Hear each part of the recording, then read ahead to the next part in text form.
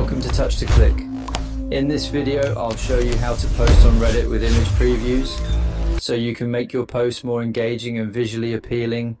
Now let's get started.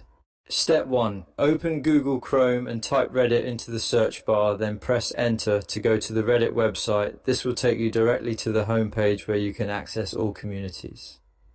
Step 2. Log in using your Reddit credentials. Make sure you enter your username and password correctly to access your account and start posting. Step 3.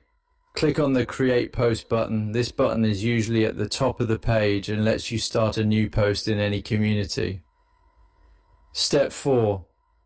From the drop-down menu, select the community where you want to post or type the community name to search for it. Choosing the right community ensures your post reaches the right audience. Step 5.